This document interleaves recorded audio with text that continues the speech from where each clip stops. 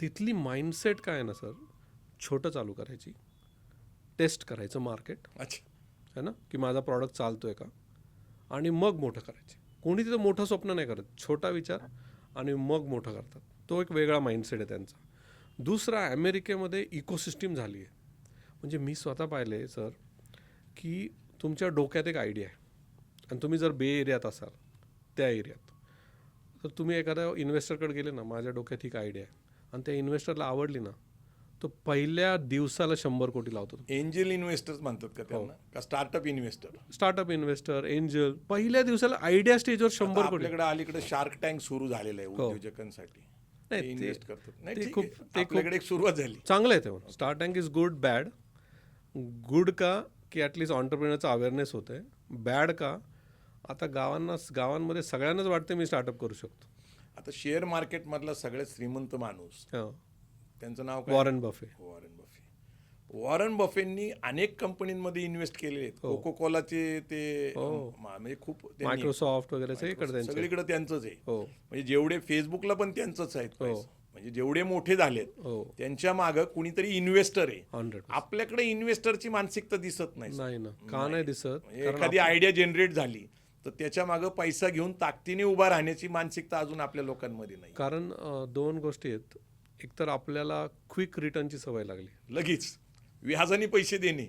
Okay, 10 वर्ष कोणी नाही थांबू शकत. म्हणजे आत्ता तुम्ही जर मार्केटमध्ये बघताय, ओपन ए आय, हे जे आपण चॅट जीपीटी बघतोय ना, ते बे एरियाची कंपनी, ते टेक्नॉलॉजीचे सगळे सर 10 वर्ष रिसर्च करत होते ते. आज त्यांना फायदा झालाय. पण तो जो इन्व्हेस्टर ज्यांनी लेट्स से 100 कोटी टाकले, तो आज डायरेक्ट लाख कोटीवर गेलाय. खरंय.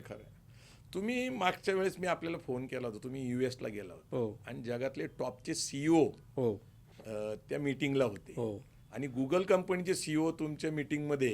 एक त्यांचं एक सेशन होतं आणि गुगल आणि सेल्सफोर्सचं.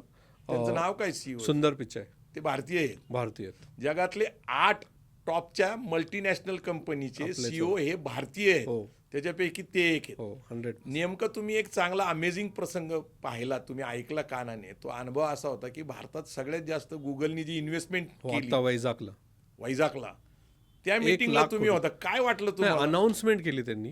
ते सेल्सफोर्सचे CEO मार्क बिनॉफ आणि त्यांचा इंटरव्ह्यू होता आणि आम्ही एक 20-25 जण त्या इंटरव्ह्यूला होतो. आणि तो इंटरव्ह्यू इतका अमेझिंग होता की जसं आपला पॉडकास्ट चाललाय तसं त्यांचा तिथे ते शो होता. फक्त कमी 25-30 लोक. आणि त्या शोमध्ये त्यांनी जे सांगितलं की मी अमेरिकेत का आलो, मला काय फरक पडला, बायकोनी मला कसं सांभाळलं. सुंदर पिचाईनी बायकोनी कसं सांभाळलं. माझ्या आई वडिलांकडं मी एक महिना पत्र लिहायचो, ते कसं होतं. आणि बायकोनी तो गुगल सोडणार होता. बायको म्हणली इथंच थांब, काहीतरी चांगलं होईल. ग्रेट. मग ते, आणि त्याच वेळेस त्यांनी अनाऊन्स केलं की 1 लाख कोटी इन्व्हेस्ट करतायत भारतात, आंध्र प्रदेशमध्ये.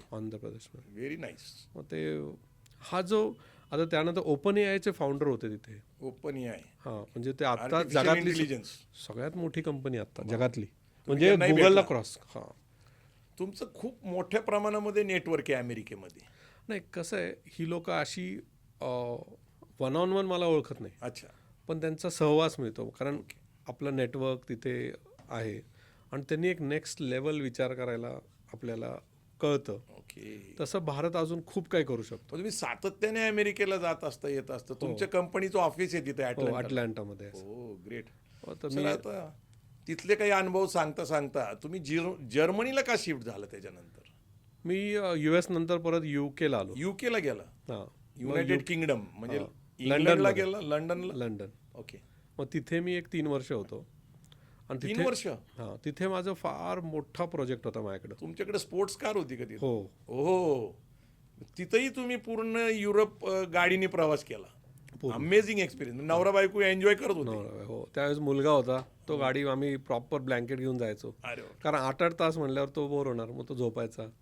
मग आम्ही अख्खं लंडन तर खूप छोटं आहे आमच्यासाठी, कारण US कसं आहे ना, US फिरल्यावर लंडन म्हणजे तो इंग्लंड आहे ना, छोटा आहे. कारने एक तुम्ही 6 तासात वर जाऊ शकता, 8 तासात असं.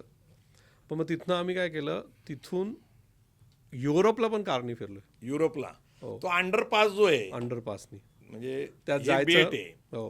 ब्रिटन हे बेट आहे, हो, इंग्लिश चॅनलमध्ये. इंग्लिश चॅनलमधनं जातात. ते थोडंसं एक्सपिरियन्स सांगा ना. म्हणजे काय ना, तुम्ही लंडनचं जायचं, तुमची गाडी त्या आतमध्ये एक बोटच्या आत असा अंडरपास आहे, मोठ्या बस असतात, त्यात तुमच्या गाड्या लावायच्या.